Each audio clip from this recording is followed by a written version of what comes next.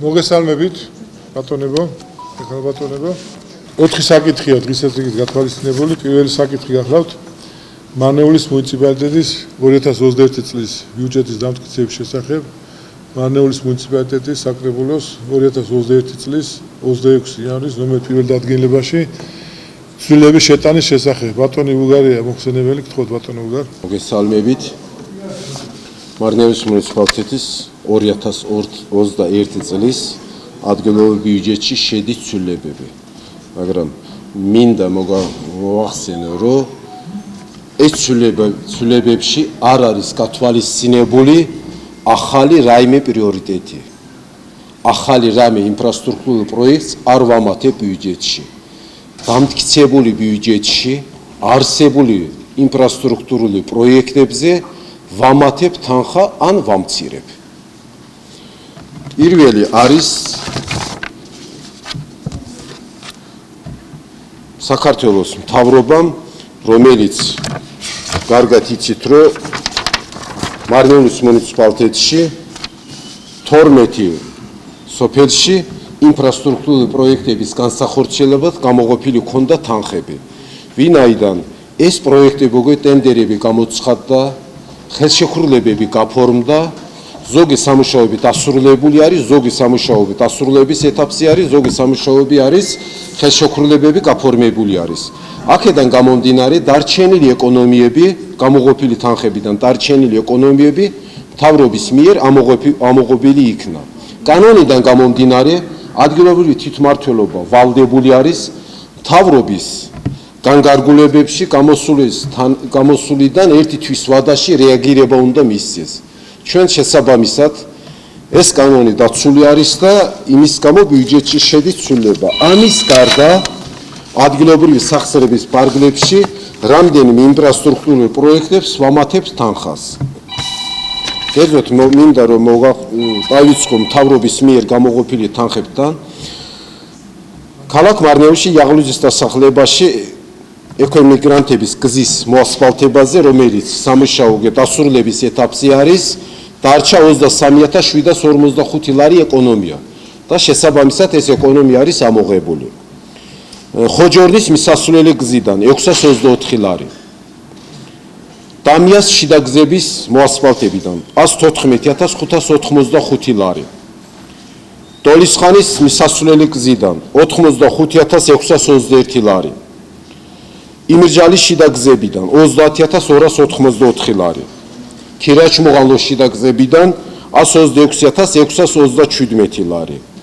და ხიხანის შიდა გზებიდან 108.667 ლარი.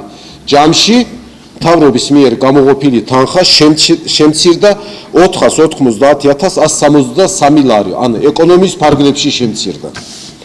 რაც შეეხება ადგილობრივ სახსრების ფარგლებში, რომელიც დამტკიცებული ბიუჯეტში ქონდა გათვალისწინებული ქალაქ მარნეულში შოთა რუსთაველის წეგნის დადგმასთან დაკავშირებით, რომელიც ბიუჯეტში პირველი დამტკიცებული ბიუჯეტში გათვალისწინებული ქონდა 95.000 ლარი, პროექტი მომზადდა, დასრულდა საპროექტო სახარისთავრიცხო დოკუმენტაცია, რომელიც მუნიციპალიტეტის მიერ მიღებული იქნა, საჯირო გახდა 17.520 ლარის დამატება. კანალიზაციის მოვლა შენახვის ქალაქ მარნეულში დასამატებელი არის 45.000 ლარი, რომელიც დამტკიცებული ბიუჯეტში ქონდა გათვალისწინებული. სოფლის პროექტში სოფელ ალგეთის, რომელიც მოსახლეობა მოითხოვა გარეგანათების მოწყობა, რომელიც დასამატებელი გახდა 19.000 ლარი. და დამატებული, რომელიც კიდე გამეორებ, რომელიც არის პრიორიტეტი ჩამოყალიბებული 2 აგვისტომდე, მაგრამ პროექტი მიღებისთანავე 19.000 ლარი არის დასამატებელი. რაც შეეხება წერეთელის სარწყავი არხის რეაბილიტაციაზე, სულ თავიდან პირველი ბიუჯეტში გათვალისწინებული ქონდა 450.000 ლარი. მოგახსენებთ, რომ პროექტი მივიღეთ და პროექტის ყირებულება, ამ სამუშაოს ყირებულება შეადგენს 810.000 ლარამდე. აქედან გამომდინარე, ძინა საგრებულოს ხდომაზე დამატებული ქონდა ჩვენ 416.000 ლარი. ამასთანავე მოგახსენებთ, რომ 2020 წლიდან 105.865 ლარი სხვადასხვა განკარგულებებიდან დარჩა ეკონომიები. ეს ეკონომიები მერია მოამზადა წერილი ინფრასტრუქტურის სამინისტროში მთავრობაში გასაგზავნათ, რომელიც ნებართვა ავიღეთ ჩვენ 105,865 ლარის წერეთელის სარწყავი არხის მშენებლობაზე რომ მიმართული იქნას. ეს განკარგულება მოვიდა და რა თქმა უნდა ეს ბიუჯეტში გათვალისწინებული გვაქვს. ამასთანავე მეორე განკარგულება ჩვენ მივიღეთ 2020 წლის 30 დეკემბერს 350,000 ლარი. მოგახსენებთ რომ ამ განკარგულებაში კონკრეტულად არ არის მითითებული რომელიმე სოფელში, პირდაპირ განკარგულებით არის მითითებული რომ ნებართვა მისცეს მარნეულის მუნიციპალიტეტის ადგილობრივ თვითმმართველობას თვითონ განსაზღვრავს რომელი ინფრასტრუქტურულ პროექტზე გახარჯული იქნას ეს თანხა. ჩვენ ეს თანხა გათვალისწინებული ჰქონდა სოფელ მარადისის შიდა გზების მოასფალტებაზე, რომელიც ტენდერი დასრულდა და ხელშეკრულება გაფორმდა, ანუ დარჩა ეკონომია 83,293 ლარი. შესაბამისად ეს ეკონომიასაც ეხლა მიმართული იქნა წერეთელის სარწყავი არხის რეაბილიტაციაზე. ხოლო დანარჩენი 187,199 ლარი დამატებული იქნა ადგილობრივი სახსრების ფარგლებში. ჯამში 268,719 ლარი ადგილობრივი სახსრების ფარგლებში, რომელიც საჯირო გახდა ბიუჯეტის სხვა პრიორიტეტებთან შემცირება, ასევე შემოსავლების გაზრდა. 40,000 შემცირებული იქნა ადგილობრივი გზებიდან, ხოლო დანარჩენი თანხა გაზრდილი იქნა შემოსავლების ფარგლებში. კერძოდ, ბუნებრივი რესურსების მოსაგრებლები გაიზარდა 35,000 ლარით, რომელიც ფაქტიურად უკვე შემოსული არის ეს თანხა და ფაქტი გეგმა და ფაქტის შორის 35,000 ლარი გაზრდილი არის. სანებართვო მოსაგრებლები გაიზარდა 10,000 ლარით, სხვა არაკლასიფიცირებული შემოსავლები 5,000 ლარით, ეს შემოსავლები არის ხელშეკრულებების პირობების დარღვევების გამო ორგანიზაციების მიერ გადახდილი პირკაცამთეხლობები. ბანკის პროცენტი გაიზარდა 30,000 ლარით. მოგახსენებთ რომ სულ თავიდან დამტკიცებული ბიუჯეტში ჰქონდა გათვალისწინებული 550,000 ლარი, წინა საგრებულოს სხდომაზე გაზრდილი იქნა 50,000 ლარი, ეხლა ზრდით 30,000 ლარით. ანუ არის ბანკში დეპოზიტი, იმ დეპოზიტიდან შემოსული თანხების ფარგლებში. რაც შეეხება დანარჩენი თანხა, სათამაშო ბიზნესის მოსაგრებელი გაიზარდა 128,719 ლარი. ჯამში ამ ცვლილებებით მარნეულის მუნიციპალიტეტის ადგილობრივი ბიუჯეტი გახდა 46,714,000 ლარი. აქედან ადგილობრივი სახსრები შეადგენს 38,691,400 ლარი, ხოლო ტრანსფერი 8,032,600 ლარის ოდენობით. მეორე საკითხზე გადავიდეთ, ეს არის წინა საარჩევნო კამპანიასთან დაკავშირებით. მოხსენებელი ბატონი დავით ხარშილაძე, ბატონო დავით, გქონდ? როგორც მოგეხსენებათ, 2021 წლის 2 ოქტომბერს საქართველოში გაიმართება როგორც წარმომადგენლობითი ორგანოს, ასევე მერის არჩევნები. საარჩევნო კოდექსის 56 მუხლის შესაბამისად ადგილობრივი თვითმმართველობის ორგანოები ვალდებული არიან გამოაქვეყნონ აისიები, სადაც შესაძლებელი იქნება წინა საარჩევნოდ პოლიტიკურმა პარტიებმა განათავსონ როგორც სააგიტაციო მასალები, ასევე გააკრან შესაბამისი პლაკატები. აღნიშნული რეგულირდება საარჩევნო კოდექსის გათვალისწინებით, აქედან აკრძალვები არის დაწესებული როგორც საკულტო ნაგებობებზე, კულტურული მემკვიდრეობის შენობა ნაგებობებზე, სახელმწიფო ხელისუფლების და მუნიციპალიტეტის ორგანოების ნაგებობებზე, ასევე მუნიციპალიტეტის მიერ დადგენილია სხვადასხვა ნაგებობები, სადაც არ იქნება შესაძლებელი პლაკატების გაკვრა. ეს ობიექტები არის დურმიშხან მაღალაშვილის სახელობის ხიდის გადასასვლელი. ამასთანავე მაღალაშვილის ხიდის მიმდებარედ არსებული ორი წლის კონსტრუქცია. 26 მაისის შემოსასვლელთან არსებული ყვითელი ღობე. ცენტრალური სტადიონის წინა ფასადიდან გზავრთა მოსაცდელები. ამასთანავე მუნიციპალიტეტის მიერ დადგენილი არის ეს ადგილები, სადაც შესაძლებელი გახდება პლაკატების გაკვრა. ეს ადგილები არის მუნიციპალიტეტის ტერიტორიაზე არსებული ყველა გარეგანათების გოძი,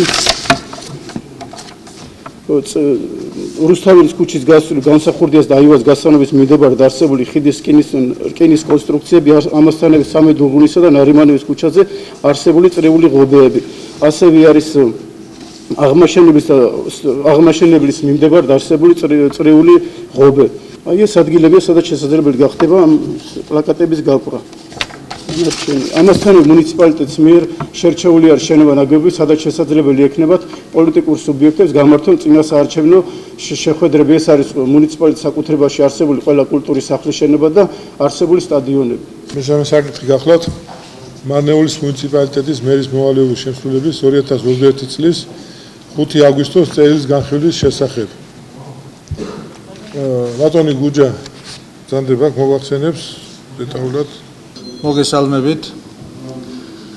ჩვენ წერილის შინაარსზე გახლავთ რუსთაველის მე-12 საუკუნის დიდი ქართველი პოეტისა და მოაზროვნის ავტორის საქვეყნოდ ცნობილი პოემისა ვეფხისტყაოსნის შესახებ. როგორც მოგეხსენებათ, 2017 წელს ქვეყანამ საზეიმოდ აღნიშნა რუსთაველის დაბადებიდან 850 წლისთავი. ამ წლის შემდეგ საქართველოში დაიგეგმა და ინტენსიურად, ესე ვთქვათ, განხორციელდა რიგ მუნიციპალიტეტებში დღესასწაულის შოთაობა. თუმცა მუნიციპალიტეტები თავისუფალია ეს დღე, ვინაიდან მთელი წელია მისი დაბადების წელი მთელ წლად ითვლება და სხვადასხვა მუნიციპალიტეტებმა აირჩიეს სხვადასხვა თარიღები.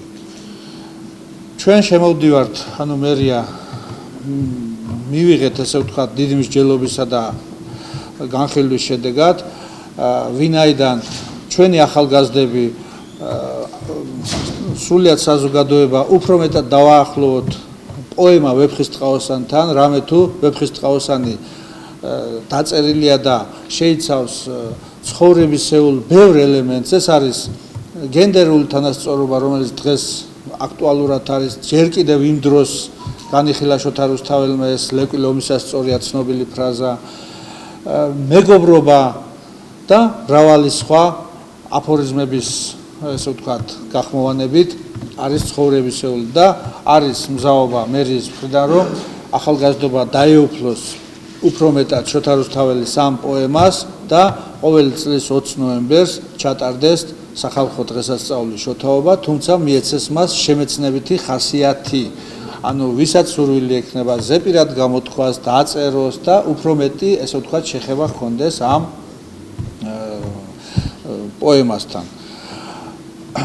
ეს არის საკითხი, რომელთაც ჩვენ შემოვდივართ. თუმცა გაჟღერდა უკვე საფინანსო სამსახურის მიერ, ძეგლი სადაც ეს არის, ყველგან არის ეს ძეგლი და აქაც როგორც მოგეხსენებათ ითქმება და გვინდა რომ ეს ამ სკვერში ჩატარდეს ეს ღონისძიება და საკრებულო მხარი დაგვიჭიროს ამ შოთაობის დღესასწაულის გამართვასთან დაკავშირებით. საჯარო ბიბლიოთეკის მიმდებარე სკვერში დაიდგება შოთა რუსთაველის ძეგლი. რა თქმა უნდა, საკრებულო აბსოლუტურად ხაზს დაუჭერს. თხოვთ მეგობრებო, ვინ არის მომხრე? წინააღმდეგი? მადლობა მობრძანებისათვის და მომავალ შეხვედრამდე. ჩატარდა რიგარეშეს ყდომა, მარნეულის მუნიციპალიტეტის საკრებულოს რიგარეშეს ყდომა, სადაც განხილული იყო 4 საკითხი. პირველი საკითხი გახლავთ მარნეულის მუნიციპალიტეტის 2021 წლის ბიუჯეტის დამტკიცების შესახებ. მარნეულის მუნიციპალიტეტის საკრებულოს 2021 წლის 26 იანვრის ნომერ 1 დადგენილებაში ცვლილების შეტანის შესახებ. ძირითადად ეს ეხებოდა მიმდინარე ინფრასტრუქტურული პროექტებთან თანხების დამატება, რაზედაც საფინანსო სამსახურის უფროსმა ბატონმა უგარ მამედოვამ დეტალურად დაწვრილებით ისაუბრა ამ საკითხზე. მეორე საკითხი გახლავთ წინასაარჩევნო აგიტაციასთან დაკავშირებით. მოგეხსენებათ, რომ 2 ოქტომბერს ტარდება ადგილობრივი თვითმმართველობის არჩევნები და მერია შემოვიდა ხოვნით, რომ გამოიყოს ჩვენს მუნიციპალიტეტში შესაბამისი ადგილები, განისაზღვროს ადგილები, სადაც მოხდება საარჩევნო კამპანიისათვის პლაკატების გაკრობა და საარჩევნო სააგიტაციო მასალების განთავსება. ასევე განისაზღვრა ის ადგილები, სადაც აკრძალულია საარჩევნო კამპანიის წარმოება. მესამე საკითხი გახლავთ ძალიან მნიშვნელოვანი საკითხი, მერია შემოვიდა თხოვნით ჩვენთან არსებული საჯარო ბიბლიოთეკის წინ მიმდებარე სკვერში გამოიყოს მიწის ნაკვეთი, სადაც განთავსდება შოთა რუსთაველის ძეგლი და რა თქმა უნდა ამ საკითხს სრული მხარდაჭერა ჰქონდა საკრებულოსგან. და მეოთხე საკითხი გახლავთ სოციალური საკითხები, განვიხილეთ ჩვენ ბიუროზე, მოქალაქეები შემოვიდნენ განცხადებებით, რომელიც ითხოვენ ფინანსურ დახმარებას და ეს საკითხები გადაგზავნილია მერიაში, რათა მოხდეს შესაძლებლობის ფარგლებში ამ მოქალაქეების დახმარება.